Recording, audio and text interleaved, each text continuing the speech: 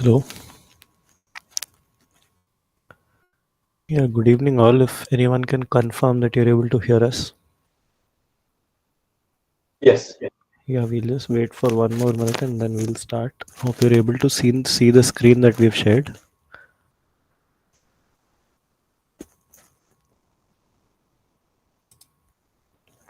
Are you able to see the screen? Yes. Okay. Yeah.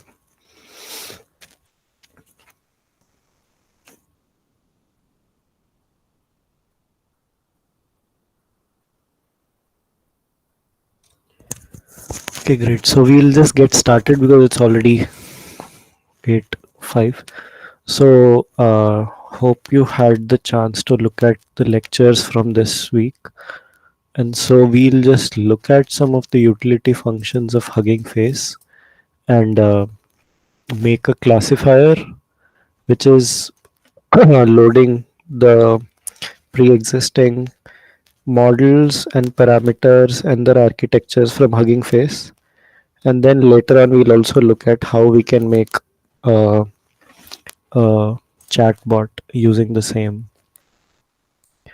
Right? Let me just stop this.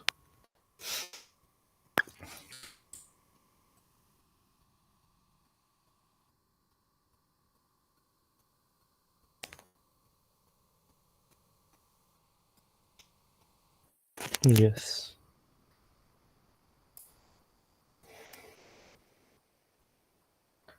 Yeah. So can you just confirm if you're able to see the collab notebook?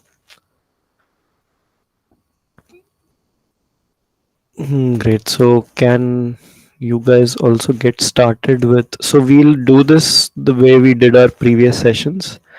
We'll quickly go ahead with uh, running some of the collab notebooks and then get a better understanding.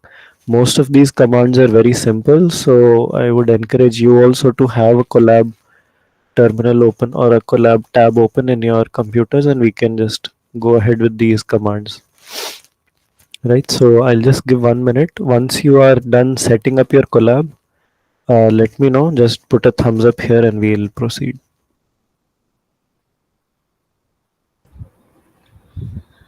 Sir, sometimes we are using this install hyphen U and sometimes hyphen Q. I mean, how does it change your data sets installation? Right, so U and Q, right? One thing is U stands for that particular user, right? Let me just see. And I think so. Again, let me just show you the man page of pip install. Man page of pip minus U, right? And okay, minus Q.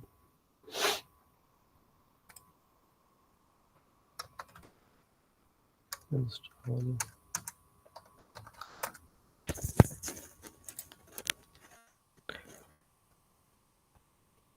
Yeah, so uh, I mean the answer is very simple.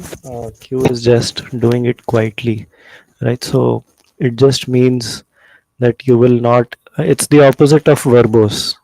In the Linux command, you have generally you have a minus V command, right, where you can get updates for each and every small thing. So Q just Fine. means install the package quietly. Acha, okay, sir. Okay. Right. So minus U generally for this means for current user, capital U means upgrade it. The, it's already installed, but you can upgrade the package. That's the capital U. Right. If you have, I hope you're aware of the manual pages, right? You can just do man some certain command and you can see what the different options are. Okay, sir. Yes. So let me just know if you guys are able to configure. Hello. Yeah, Yes, one Srinivas. question. Yes, So please. would we need TPU, GPU for this? Yes, so Collab will give you some free GPU, right? So actually, some of these to train are is very hard. like you will see later on while we are making a chatbot or while we are making our own text generator. But at least I want you to come up till the level where uh, yeah, I mean you will require GPU. Let's go until the level where a lot of compute is required. From there you can just see the output in mind and you can let it run on your system later on.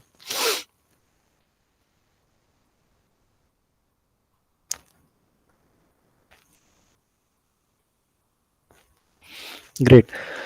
So I hope you guys had a chance to look at previous week's content, and there you would see that Arun was Professor Mitesh introduced the ideas of uh, running the whole pipeline, and Arun also introduced what happens when you, or what are the kind of commands that you need to load pre-existing architectures. You can use the exact same configurations that were used for training bigger models, right? Like GPT and so on, GPT, GPT-2, but you can have a smaller version of those, larger version of those, so on. So today we'll just look at, and also what we looked, we were mostly focused on the generation aspect, but you don't always have to use a transformer or these language models only for generation, right? The more, can somebody tell me what is the more generic purpose of a language model? Right, we discussed this in the last live session also. A more generic purpose. Forget generation. Text generation is just one application. What would you generally use it for? I mean, generic is almost anything that needs language, right? Could be question and answer, could be Right. classification, Yes, could be exactly. sentiment So analysis. exactly. So any, so all these are downstream task agnostic, right? And one of the benefits is you don't have to train everything for a specific task. You have your language model which is doing the job of encoding your natural language into whatever vector notation or the unique ID notation you want. The transformers are able to give you that representation, learn that representation. You can use those for any of the downstream task. Right. So in the lectures, I believe Professor has discussed about the text generation part. Let's just look at classification here, and we will also look at generation later on. Right. In the same today's live lecture, we'll also see. So let's just quickly do this pip install datasets. What will this do? This will simply get you the dataset package from Hugging Face, right? And thereafter, this is same as before. Even the previous week, we downloaded some of the datasets, right? So let's work with this Rotten Tomato dataset. It's just a review dataset. It's a small one, not very large. So for our purposes, this will suffice. Let me know once you are reaching this stage.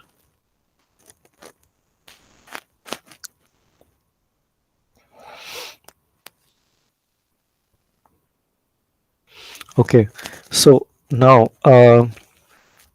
if you remember, there is this auto model series, right? In this Hugging Face hub, it provides us with models that are already present on the hub and we can use them as it is. What do I mean by that? Okay, by the way, can anybody tell me what does it mean to use some of these? For example, here in this line number, in this line, right? Auto model for sequence. It's not corrected. Recorrect. Can somebody tell me what does it mean to use model is equal to auto model sequence classification from pre-trained? No, yeah, no engineering model, but from the name, I figure out that basically something that all the pipeline is completely built by itself, right? We don't have to talk about what is the tokenizer, what is the model, right? It picks it automatically. So model is still, I mean, tokenizer is still later. I mean, you would have a different tokenizer, but the model itself is defining the architecture of transformers that you will use, right? And what is meant by that? Transformers will have a certain number of layers of transformers. Within that, they'll have certain number of heads, Within that, they will have certain dimensionality. Within that, they will have uh, different dimensions for embeddings, different dimensions for position embeddings, and so on, right? Token embeddings. So there are a lot of variables that you need to set in order to arrive at a transformers architecture, right? I hope this part is clear, right? The architecture itself requires a lot of parameters. Now, some popular models have been published as a standard model that people use. So, for example, GPT-2, everybody understands. Okay, if we are saying GPT-2 architecture, there is large, small, and medium. But if you say GPT-2 architecture within Hugging Face, you can exactly replicate the same architecture that was being used, right? So in this case, if so, here we are using models for sequence classification. There are certain models. If you just look at, let me post a link here,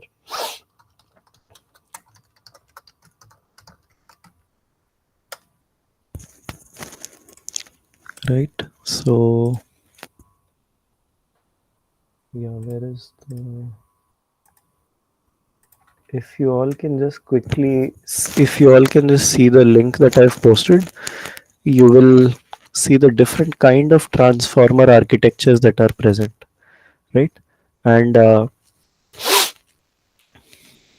most popular ones for pre-training, for language model head, for LM, with LM head is something that I think professor used in the class, right? If I'm not wrong, he used this in the class. Then there are sequence classification, there are auto models for question answering, there are auto models for token classification, right?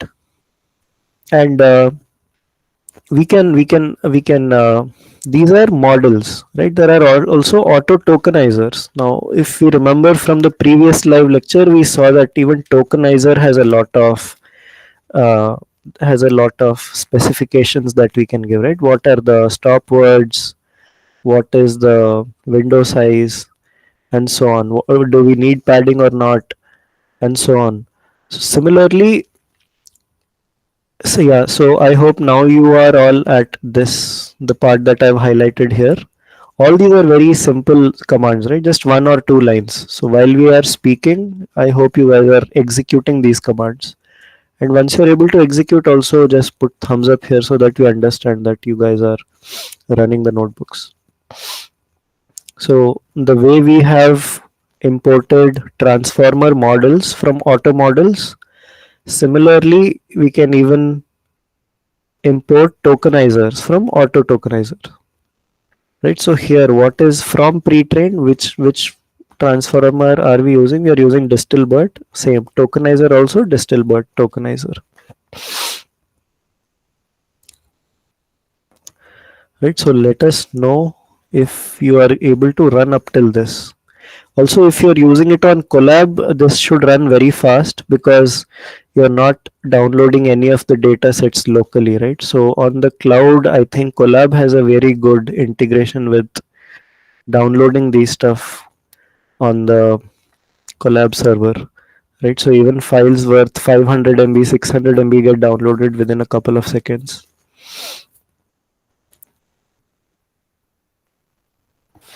The right? default, right? So mostly the autofill kind of talks about case. What is the difference between case and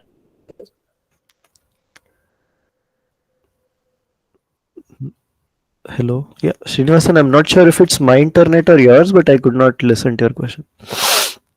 no, no. You Can you mentioned repeat the digital question? bird, yeah, base uncased, right? So that uncased, there is a cased option also for digital bird. What is the difference Yes. between cased and uncased option?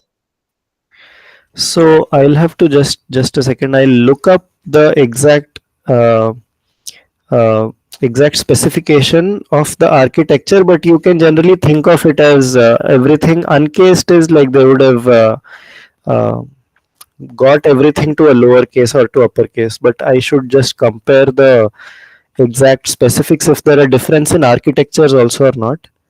Let me just see.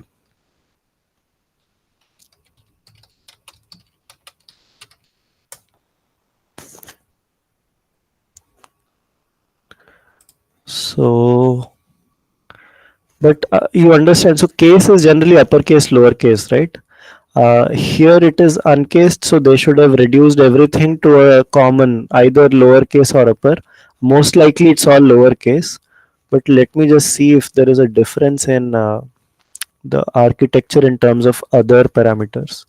By the way, this was also the, so this distal but uncased was also the primary um, model that was proposed in the Burt paper. Right? So the famous Burt paper, when it introduced this architecture for the first time, it was in the form of distal Burt. I mean, not Burt for the first time, but the more efficient way of implementing Burt. So this is that. This model is uncased, as in it does not make any difference between capital English or small English. Right? Srinivasan, do you, I hope that clears. Hello? Yeah, am I audible? Okay. Hey, that's, so I'm just giving you a thumbs up. Yeah. Yeah, sure. No, so actually, while I'm switching screens, right, while I'm on this collab notebook, then I don't have the meeting on with me. That's yeah, but that's okay. Please share the live streaming link. Uh, so Nitin, again, is there a live streaming link? Yeah, Krishnan, it is live stream. Let me see if I can. So Yeah. Bimlesh is asking for a live streaming link. I'm not sure how to handle. What do you do with that? So I pasted a link. Can you please check it is working or not? Okay. So Bimlesh, there is a link in the chat. Can you please check if that is working?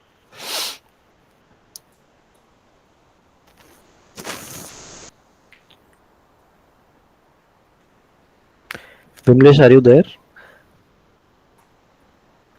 Okay, but anyways, for the others who have come up till this tokenizer part, uh, can anybody um, tell me what is the purpose of, or actually from the previous lecture, right? How did we organize data? Anybody who attended the previous lecture or at least has seen professor's lectures would know, once you just have your data set loaded, how do you use it? What do you do with your data? Can anybody take a chance?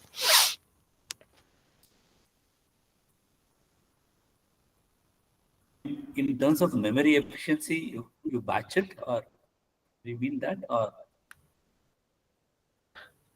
That's right. Yes. So data loader, you create a data loader so that based on your memory and how many data points or sample points you're able to accommodate in your memory at a time, you can create a batch size. But there was also something about data collator, right? So if your algorithm is smart enough to accommodate for multiple nodes and multiple cores within multiple nodes, then Hugging Face has a data collator, and that, so you can use that directly, and it'll again, you can look up the exact API specifications of how to distribute it, but data collator will help you in accessing your data batch wise in much manageable size, and so on, right? So right now we are up till this part. Please let me know if you're able to run this.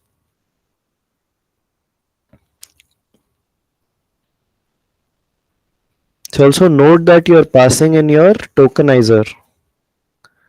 Yeah,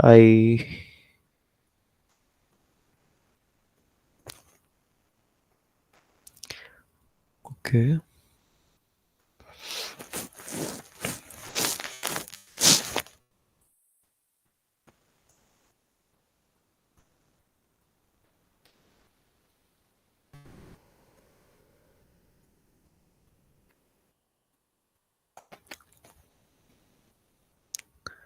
So um, again, this is something that came up in the lectures, and for the ones who've seen it might know what happens when you are running your, or when you're training your transformers for very long, right? So you are running it for several epochs, and that implies you'll let your program run for many hours. And inevitably, if you are running it on multiple cores or nodes, some nodes will fail and some nodes survive. And one way to preserve the computation that you have done all along, one way to preserve that is to store the checkpoints. Right? Can somebody tell me what does that mean, storing a checkpoint?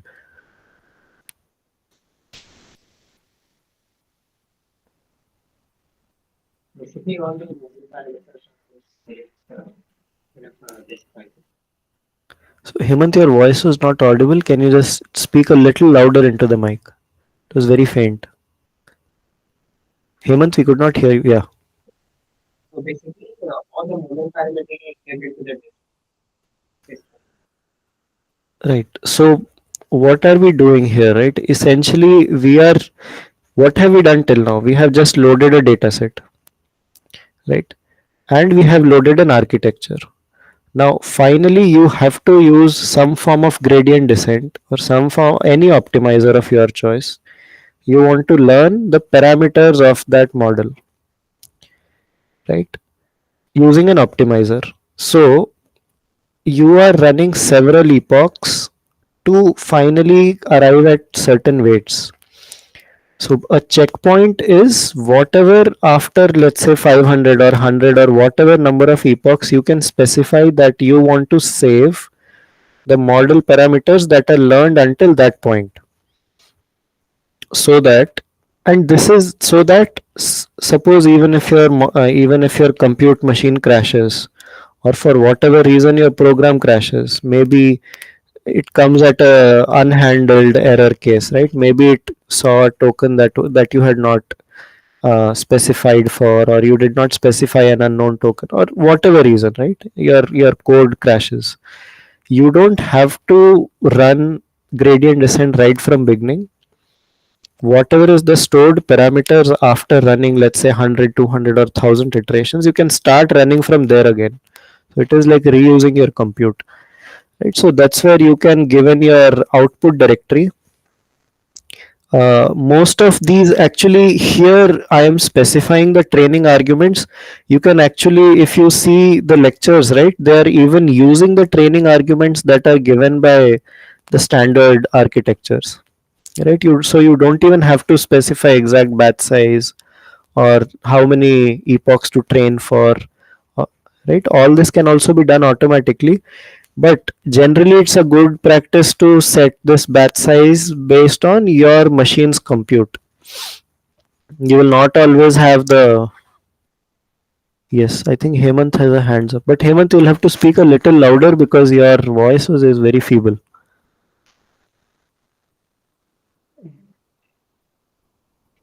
So I wanted to ask this. Yes. If the model fails, will the program automatically figures out that from where it has to again restart the training, or do we need to do it manually? That we load the checkpoint and then we start the training again. Yeah, you'll have to do it manually, or you'll have to write another wrapper, but we are not going to cover all that, where we say that you'll have to detect the state of a node, and then if it is crashed, then go to the last saved checkpoint and resume from there. You'll have to write that. That does not happen automatically. You'll have to, if machines go up and down, you have to write another balancer before that, right? But we are in this course, at least we are not letting you run on multiple cores, multiple nodes. All that we are not doing here. We are just showing you a simple way in which you can use the functionalities and API. Also, the main aim of this course is to introduce you to the APIs that Hugging Face provides, and thereafter please go through their webpage and realize that they have a very rich documentation, right? So if you go through their API page, you will see that the functionalities that are covered are very large, and you will benefit a lot by just reading their document pages, right? You will see that, oh, you can do many more things in the live sessions, and in the class lectures or whatever Professor Mitesh is showing is just one specific instance, right? So then let's say that okay, now I have training arguments. This is how you're training the basic parameters that are required for your training. This is how it'll proceed. But finally, you actually require a trainer that will use these. You require a trainer that will use these training arguments, your models that you have specified till now, whatever training data you have made, whatever test data you have or evaluation data you've made before, tokenizer, data collator, and so on, right? So all the things that we coded until now will finally be used in a trainer, right? So trainer is where everything will come together. Until now we were all independently managing smaller things, right? Creating data, creating a tokenizer, creating a, configuration for training and so on. But finally now, please try to run this trainer.train and tell me what is it showing, what kind of time delay is it showing for you.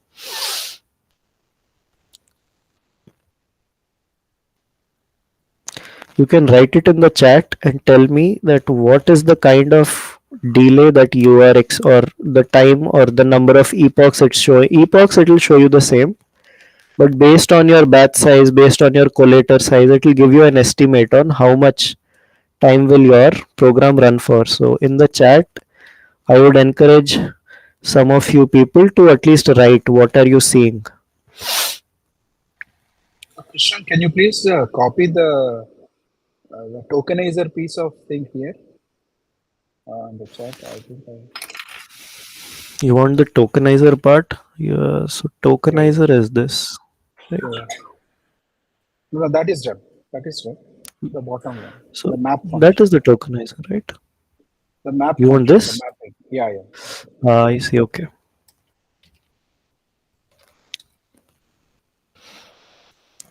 Thank you. Yeah, no worries.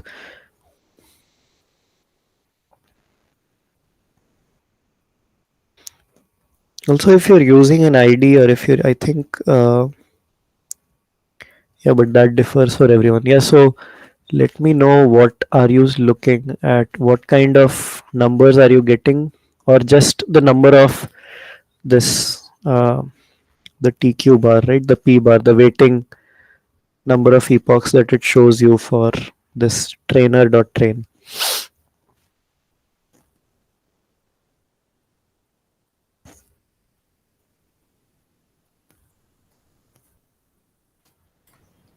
So for me, somehow it's showing data collator is not defined. Then in that case, you have missed this part.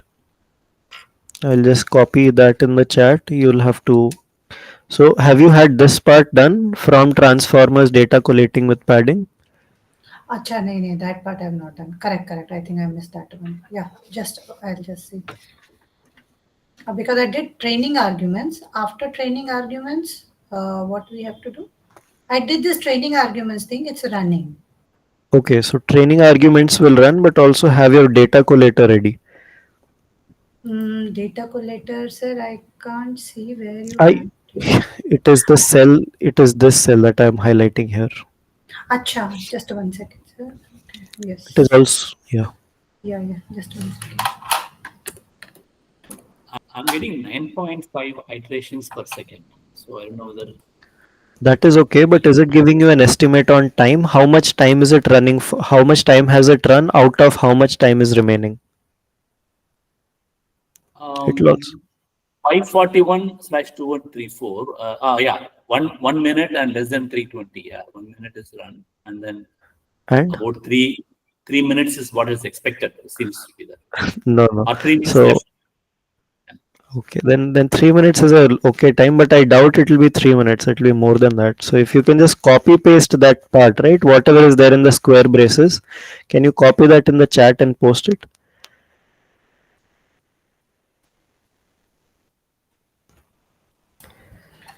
Yes. Sir, can you please post the one with data collator? I could not manage to finish that. It is already posted in the chat, or is it not? Data I collator, could right? I not see, think. sir. I could not see. Okay, let me just post it again. Yes. So Thank you, sir.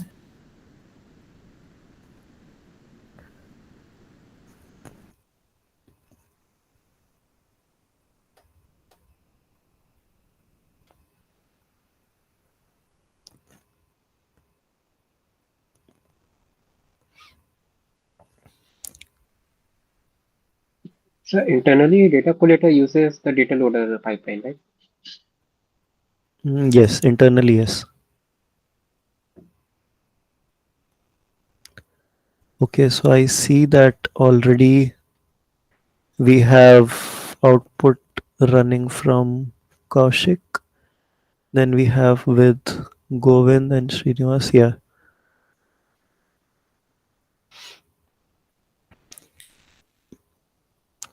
So that we didn't specify the steps, right? So that is the auto model. Auto model is picked up 2000 steps. Yes. Yes. So that must be around 2134 for you, right? It's not finished. So yeah. Yeah, yeah, no, but I And can see Kaushik that has it's 2000, I guess. Yeah. right. So generally it will be all different because see finally on optimizer is running with stochastic gradient descent, right? So the numbers won't match exactly as it is, but you can more or less expect it to be the same. So if you just look in the chat, you will see numbers are coming to be around 0.26, 0.27, 0.28 and around that figure, right? So what can you do with this now? Basically, we have now uh, Rotten Tomatoes was a review ratings, right? So now let's say for any text, you can have your any text given here, and if first thing for your text to be consumable within the model that you have trained, right? First thing is to at least get it tokenized, right? So if you have that model part training done, then let's run some of this text. uh, have any you don't have to use the same line, you can use any other line and see what it is, right? Then you can first tokenize the input and see what is the prediction that you come arrive at. Yeah, see for example Srinivas's training loss is much lower, it's about 0.23. That is better than 0.28. So yeah, SGD will work differently, but it's around the same. At least you will have the same order of 0.0 whatever one accuracy,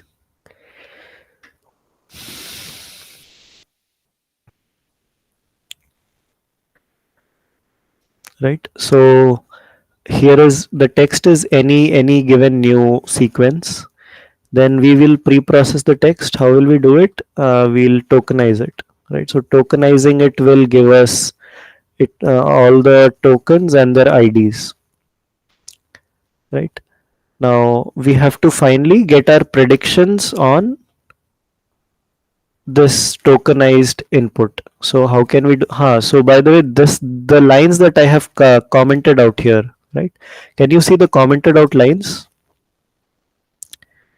And can somebody tell me the use of these commented out lines? Why have I commented it out, and what can it actually be used for? These lines.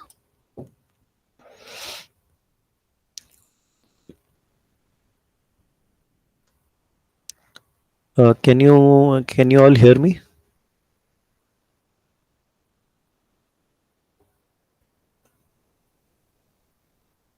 Hello. I think we saved it You're into audible. a file, right? Sorry. Yeah. Please. Anyone go ahead. I think we saved the checkpoint output directory we mentioned. Are we Right. trying to So load the it? purpose of, yeah, right. So the purpose of these highlighted lines is, you, if you suppose don't want to use your final model, and if you want to use your intermediate checkpoints, right? So those would be saved in the output directory. So you can even go ahead and use any of the saved checkpoints. You don't necessarily have to use a particular model, the final model, right? So I have commented out here because I was just interested in the final model, right? But you can have that. And So how finally, many? yeah. Uh, so how many checkpoints get saved for one for each epoch, is it? No, no, no. You I mean, I wait. We'll have to see the. No, no, not one for each epoch. That will be too expensive. You can save it after like 500 epochs, or you can save. You can change that part to even save it once after 1000 epochs. So did we So this say was covered in the save it class. somewhere? Okay. In Yes, the yes. code, it's not there, right? So here is the output directory, right? We said that we want to save it in this output directory. Mhm. But so these training arguments are what we are specifying, right? And there will be several further more, like these are just a subset of the training arguments, right? How do I say this? So see args, training args, but there will be several other by default training arguments, right? Which we have not specified here, right? So for example, report to none. We are not reporting to weights and biases. I think you can specify it right here. Let me get you the exact command. Okay, but there will be a default value of 500, I believe. Hmm.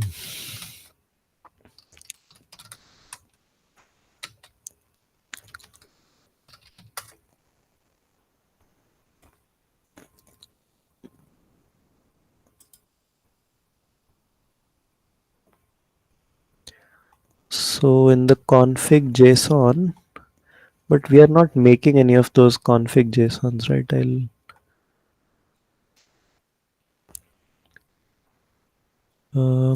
Just a second.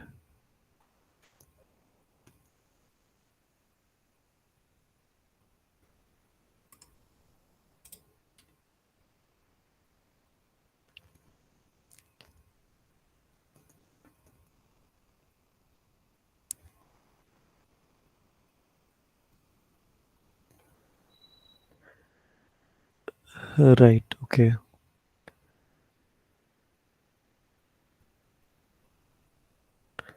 So here is an example of a much wider set of training arguments. So for example, if you see the chat, I'm pasting out a much wider set of training arguments, right? So here you can see the final strategy of saving says no. So you don't want to save anything. You want to totally save just one, and you want to save the best model. The best model is just the model with the lowest loss, right? So you just want to save that one model, and you want to finally load your model variable with that the best model, right? So you have such arguments available. I want to see what is the default value of save, right? I believe it is 500, but we'll see. We'll just confirm, or maybe since we just have 15, maybe we'll just look at the API documentation. So we'll see from there. Yeah. But finally you should be able to get predictions for any of your. How do you, so can anybody tell me what are logits here? What does it mean? Logits is equal to model dot logits. These The are soft the max. predictions, right? So this is a So the these are pre probability. softmax. Yeah, yeah, that's right. Not probabilities exactly, because for that you'll have to have the softmax and not done. But these are the raw predictions of the model pre softmax, and so the model has, this is like just running the forward pass over the input, So right? when I So run that model inputs dot logits, right? That hmm, cell that you showed. yes. Uh, so I'm getting an error. I selected a GPU runtime. It says that expected all tensors to be on the same device, but found at least two devices, CUDA 0 CPU. So where should I pass in the device while doing that logic? The inputs has to go into CUDA. Yes, that's right. Yes, your input has to just do your data dot whatever input dot CUDA, and basically your model right now, whatever you trained, if that is on the device, which is your GPU device. So model is on the GPU, right? Think of it as physically different hardware, and whatever input you're specifying is a normal variable. You have to give that to CUDA and then pass it there. So how do I do that? Where should I make the Just changes? do input dot CUDA.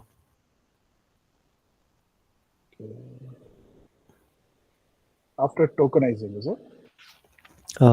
Just share Yes. the code. Just share the code snippet. The way I've done it. At least. Oh, I see. Okay. Thank you.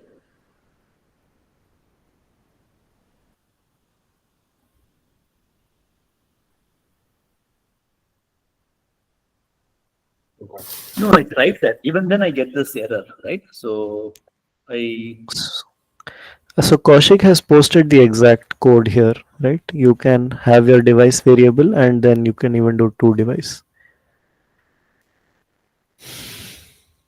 Yeah, I've done that. So even then I get, okay, let's see what the device. So I actually put bit more, right? If CUDA is available, CUDA, otherwise CPU. But even then I get the same thing that. Yeah, but that should be fine. Yeah, I could overcome that error. Yes. So I mean, even if you have that, right, it's just an if-else condition to see if the machine has GPU or CPU. Define it to be CUDA or just CPU. But essentially, you'll be able to. So now you can even check for different inputs. Um, for different inputs, what are the different ratings? So since we have just last 15 minutes, if I get a couple of more thumbs up, right, then we'll go on to the next part. So the first part was mostly creating a uh, classifier out of a given sequence, right? And we used an auto model, which was the BERT based model. So the architecture was pretty much predefined. Now we are just using. Now this is a code that many of you can use for your own creating your own chatbot, right? And this is dependent on the data set that you provide. So most chatbots, suppose the problem statement is to build a chatbot out of your own uh, domain specific data set. So let's say you have specific PDFs or text documents or word documents, right? And you want to just train a model over that. What happens? How can you do that? So let's just quickly so this will have some boiler code. I'll copy paste that boiler code in the chat so that you don't have to uh, write a lot of code, but at least the first few pip installs you can do here, and then let me know, we'll proceed.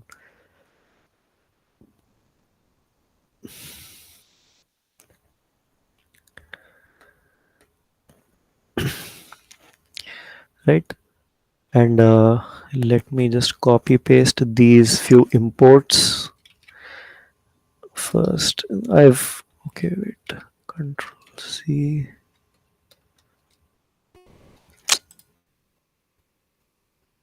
Sir, what was the last one? Python, what? Which one? Last Docs. paper. Docs. So docs is to just process the document file, Word document. So yeah, you'll understand why are we doing this. Just a second. Why is this not?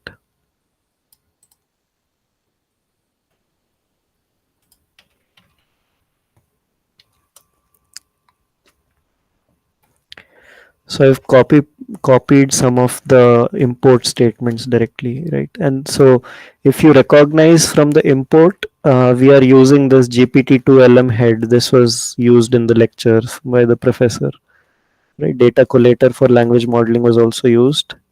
Training arguments was also used. So now you will basically realize that uh, most of it what we are using here is similar to what was covered in the class, and that's because this is a generation task. Right, let's get that done, And this is yeah, this is the last piece of boiler code that I'll again copy paste in the chat, so that this is nothing, this is nothing significant here. All we are doing is, so just see these functions, right? Suppose you have a PDF file, then you want to be able to read the text in that. Suppose you have a Word document file, you want to be able to read the text in that. Same thing with the .txt file. So this boiler code is just to read your data set, which might occur in either a PDF form or a .doc, which is a Word document, or a text file, and so on, right? You can put all of that in any directory, and this code will be able to run that. So I've pasted this in the, which I can't paste it all at once, is it? So let's just do this,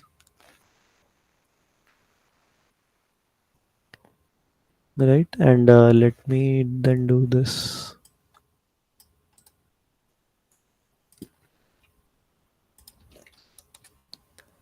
So let me know if you're able to write code up till this level. This is all just preparing. I mean, none of this is machine learning, none of this is deep learning or language modeling. This is just pre-processing the data, so that whatever you have, you can make your data loaders and so on. Right. So let me know once you are done till here for the ones. Okay. Also, since you're running this on Collab, or if you are running this on your local system, right, you have to mount your drive and then give it the location of different directories. Your directory for the data, your directory for where you want the model outputs to go, and so on. So I'll just give you an example. If you are able Code for to, read. Sorry, the code for read sorry. text is missing. I think in the there's a Oh, function called okay. read text, right? That's what it is. Oh, I see. I see.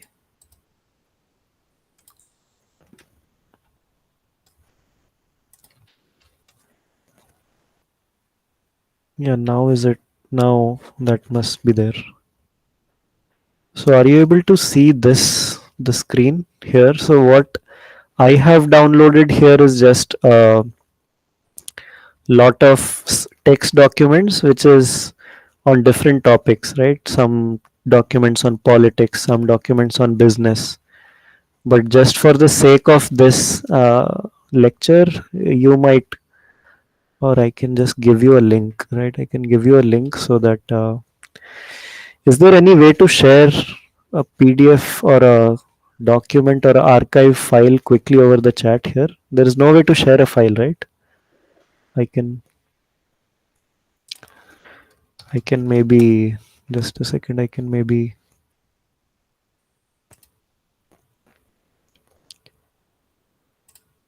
notes, notes.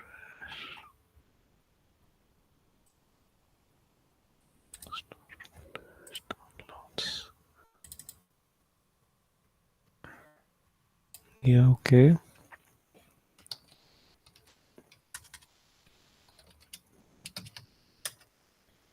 So if you have your own text files, just a second. Yeah, so at least set up these data directories, right? If you're running on Collab, then set up this directory so that you're able to read from your Google Drive.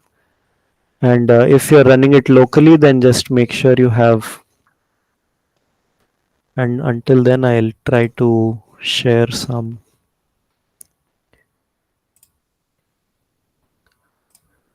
Uh,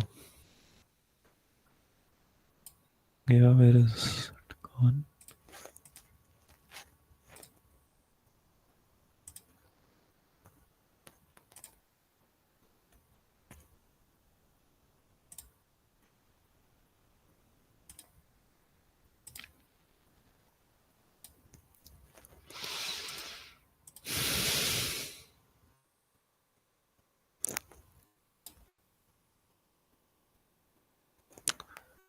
Yes, okay, I've pasted this Google Drive link. Maybe you guys can see if you're able to access this. If not, let me know. Are you able to access this Google Drive link? Let me know.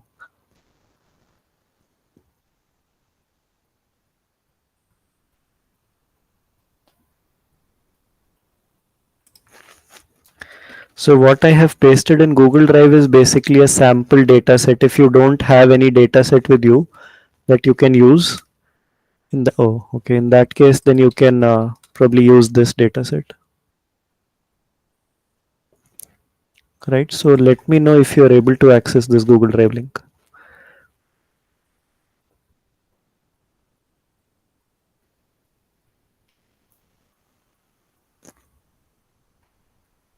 Yes. Okay, again, this is only for those who don't want to use their own documents. You are more than welcome to use your own text documents or whatever you are interested in training the model with, right? So once you are done with configuring your data directory and supplying some seeding it with some data, right? Some just for the sake of loading some data, you can add some text files to it, and then once you're done with that step, then let us know, we'll proceed.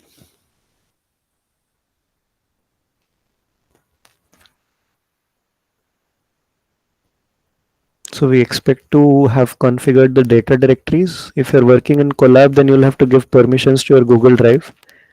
And if you're working locally, then just put in the appropriate folder location and seed it with some data. If you have data of your own, use that. If you don't have your own data, then I have given something in the chat which you can use. It has text files from different domains.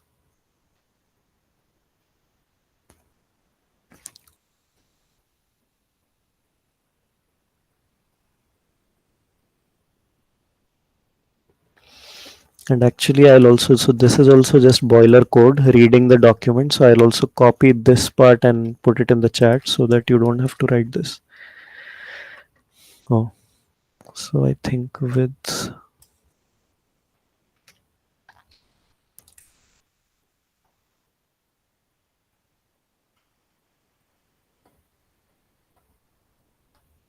So we just need to on our Google Drive. We just need to directly put this upload this folder, is it? yes, you It's can do already. that. But also note that you have to, I hope you've done this. If you're running it on Google Drive, then you have to, just cd it into that folder. Or I mean wherever your collab notebooks are. I mean, this is how I have organized. I think there is also the default uh, setting Yeah, of Google Drive. actually, the zip file came onto my Google Drive as it is. Yes, but Whatever you just just shared, yes, but I maybe think you you have can. to unzip it. Yeah. You have to unzip it and just put text. You don't put it in a direct. Don't put it as a directory. Just drag and drop some text files from that. Right? And Like into I some have put. specific directory like this, or No, any directory, but whatever directory you're putting it in. that should be the Can you? the DLP data, right? That's right. Yes. And you don't even have to name it DLP data. You can name your I directory mean, whatever, but you can just put it here. correct. So the Yeah. DLP data refers to the folder where I upload these files. Yes. And remember that DLP data lies within this folder directory and you can cd to that so that you don't have to use the absolute path every time. Hmm.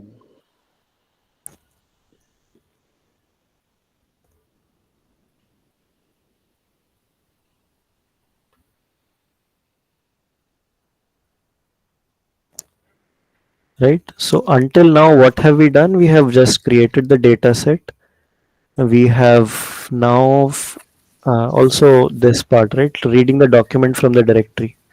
I have copied this code also into the chat. So you can maybe look at this. So this function will help us read files,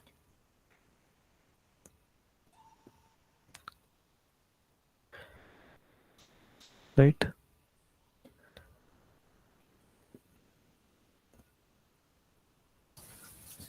Sir, where can we find recording of this? Because I was not able to follow the complete thing. Yeah, so that part I'll require Nitin's help. Nitin, can you tell them where can we find hello, Nitin, if you're available. Yeah. Yeah, Krishna. Sorry, I missed it. What? what you're asking? So the students are asking if there is a way for them to future access this recording. How can they do that? You will upload this recording on a YouTube, the same channel, so you can find it on the YouTube channel. Earlier also, sir. Earlier Yeah, ones. earlier 2 weeks also is uploaded on YouTube.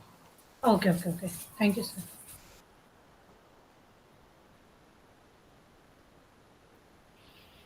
Yeah. So if you're able to reach up till this step, let us know, and then we'll go ahead. So now, yes, Sorry, can Kaushik. you just scroll up to the directory where you're defining the directory, the Yes. model path, this one. Yeah. Okay, just a second. It's copy.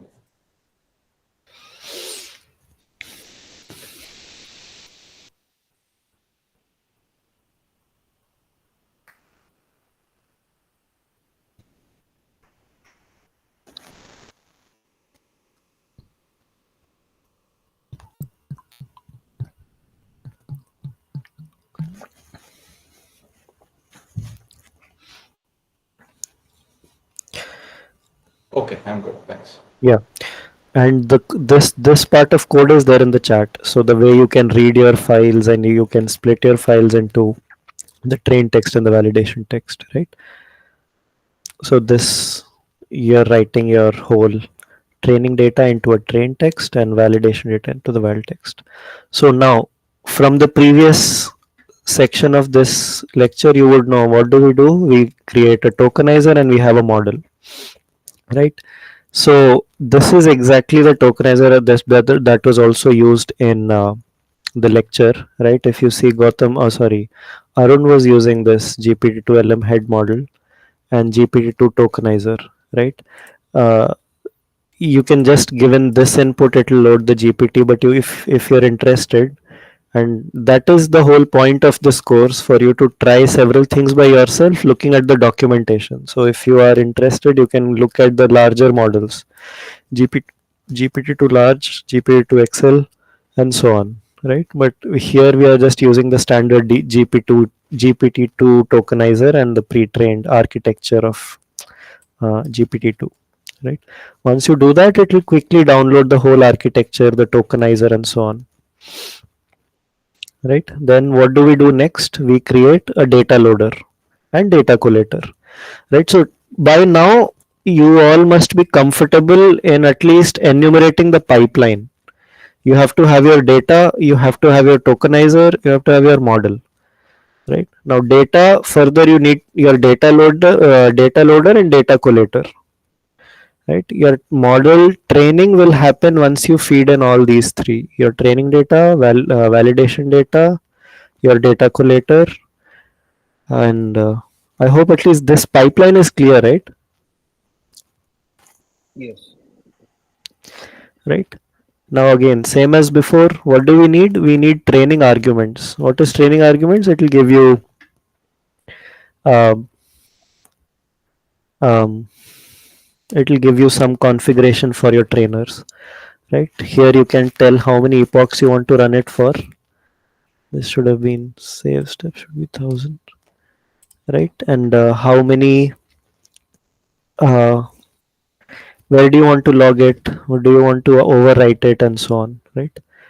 What is the batch size?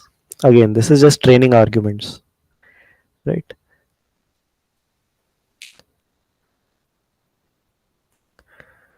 Next, once you have these arguments ready, you have to come up with your final trainer. This is the same as the previous one. If you've written the code for the previous section, you can just copy paste the code and it should again run, right? And then you would finally just run your trainer.train,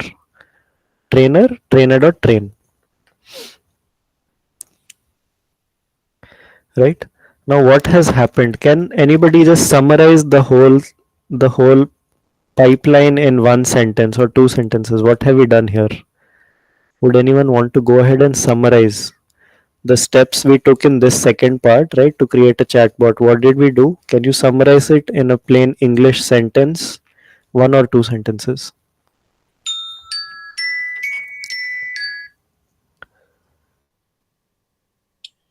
We took some training data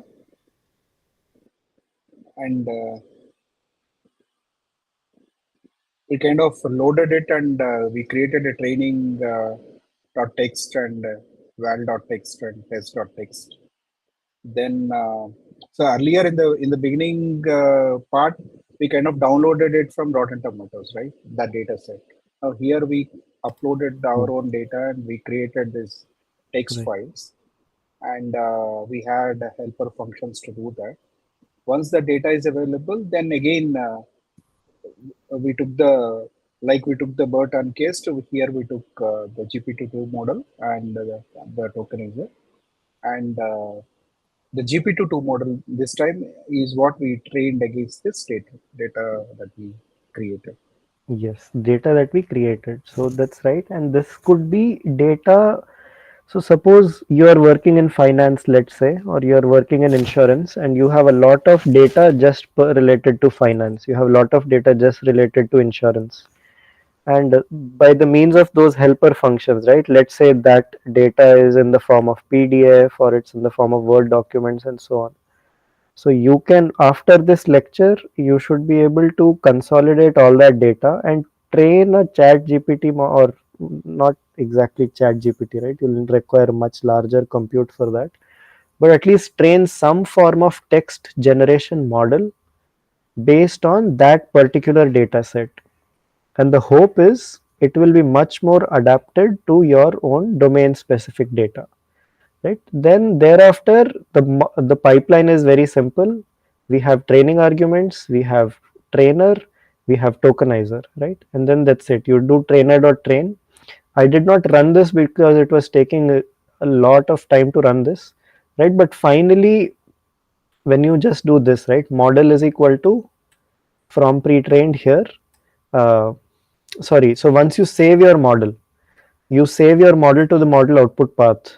So then thereafter in future, whenever you have to do your downstream task of text generation, all you can do is just load your model, load your tokenizer, whatever is your prompt, right? You can replace this with anything, any text you want, right?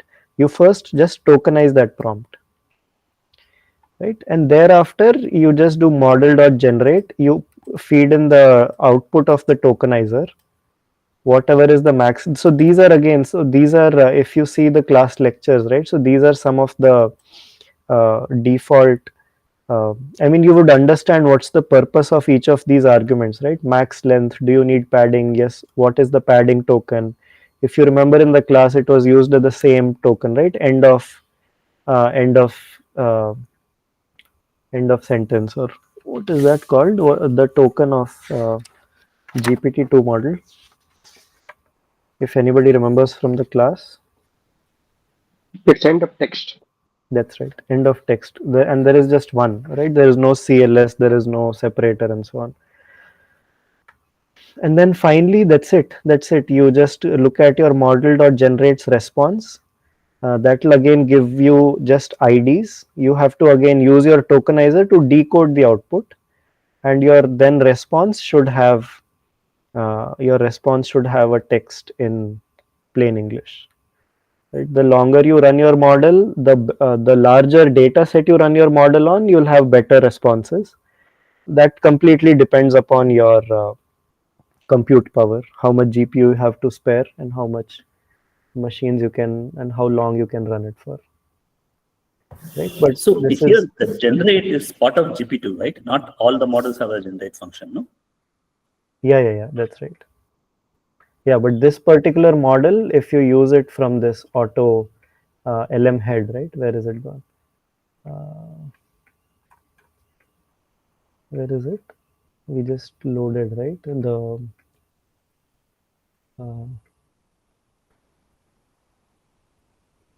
yeah, this one, GPT-2 LM head model. This one has it. So specific models will give you specific APIs, but all that is only available in the documentation. So for example, even here when they release Indic lab, right? So the lab here, when they release any Indic dataset or so on, it comes along with the documentation.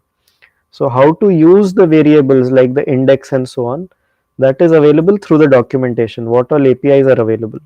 So for that, you'll have to refer the documents, and not all. I mean, mostly it is standardized, but without reading the documentation, you can't be sure if this API is present or not present. Right, so that is it. If in case you have missed, I think there was sufficient screen time. So in case you missed a few commands, you can maybe look up from the recording. But otherwise, I hope with these two things, right, you can at least see the whole pipeline once, one for a classification task and the other for text generation.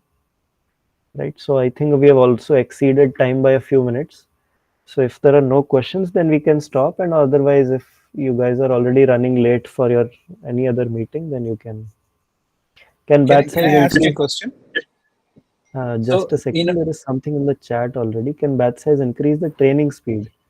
So batch size, yes, training speed as in it won't increase the number of epochs per second, but what it will do is it will reduce the number of iterations.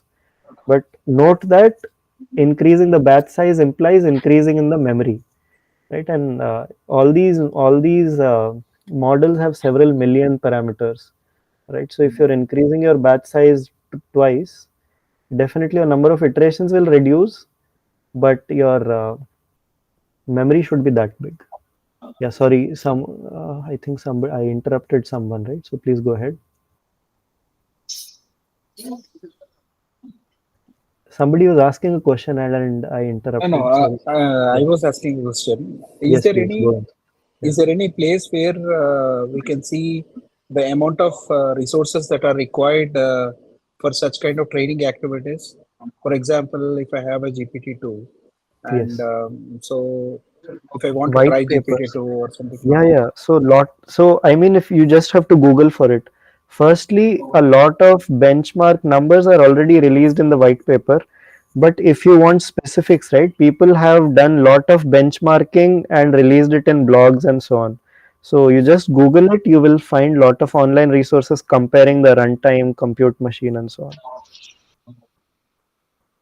Yeah, Srinivas, I think you were saying something.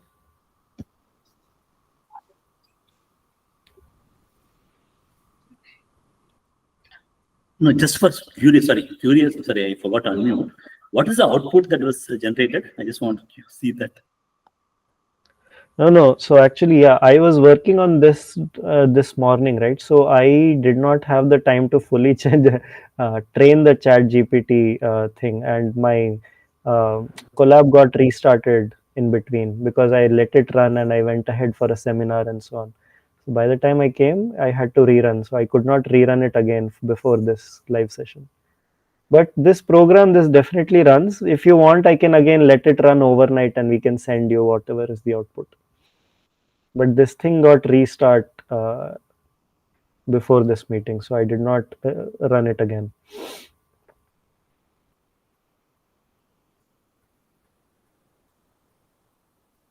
So if there are no further questions, we've exceeded by 10-15 minutes, so sorry for that, but then we can meet next week. Okay, thanks everyone. Thank you. That was very helpful. Thank you. Thanks.